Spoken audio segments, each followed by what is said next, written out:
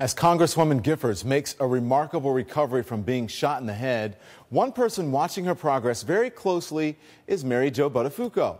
She survived her own bullet to the head in 1992 at the hands of Amy Fisher, her husband's teenage mistress. Buttafuoco describes her ordeal in her memoir. It's called Getting It Through My Thick Skull. Earlier, I spoke with Buttafuoco about her experience and what she thinks Giffords might be going through.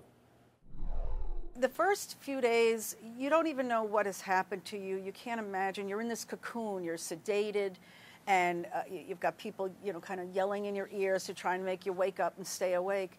But it sounds now like maybe, she's in pain, which is the next step. Once she does start to come out of the anesthesia and they start to say to her, okay, get up, we got to walk, you got to talk, you've got to do all this.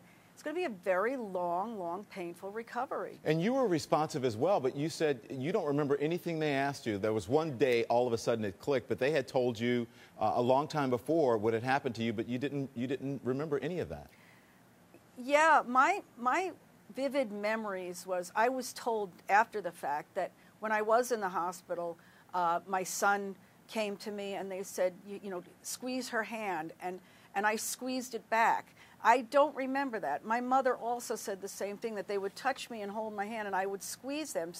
But to this day, I don't have a memory of that. But I guess I must have unconsciously felt that connection to them. Yeah, and that's very important. Her family, her husband, and her friends being there. That's what doctors are saying. It is is. Very important. It's very, and when the doctor then finally was like, they yell because you're in this state of semi-consciousness, and to tell you what's happened to you, because they don't want to frighten you. They want you to realize where you are, what's happened to you, and everything like that. Okay, Mary Jo, I want to bring in Dr. Sanjay Dhall. He is chief neurosurgeon at Grady Hospital right here in Atlanta. So Dr. Dhall, Mary Jo says that she, really didn't fully understand what had happened for a long time.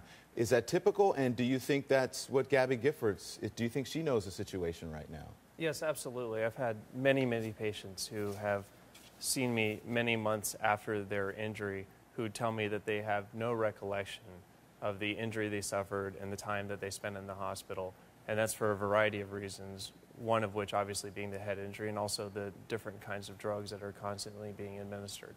And because of the drugs. Mary Jo, tell us about the medication. That's a very important point because you became dependent on that medication.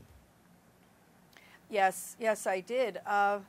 Unfortunately for me, nobody says no, no doctor says no to a woman who has a bullet in the head. When you say, I'm dying and I'm in pain and I need this, they'll give it to you. And they always said, they were very good about it. They always said, Mary Jo, you have a chance of getting addicted to this. And when you're just suffering like that, you say, I don't care, I need this to survive. So they tried, but I think my trauma of everything else I went through with my husband and Amy Fisher and all that stuff, it became easier for me to self-medicate myself when I was going through all this other trauma. Yeah, it wasn't and I couldn't just learn to heal on my own. It wasn't just the physical pain, it was the emotional pain as well for you. So, Doctor, what will doctors do? Will they do anything to keep the Congresswoman from becoming addicted? It's a very challenging problem to simultaneously try to control pain and simultaneously try to prevent dependence on pain medicine. If somebody's on a narcotic pain medicine for a long enough time period, they will absolutely develop some form of dependence. It's almost inevitable. So doctors will walk a fine line and decide at some point to start to wean those drugs away.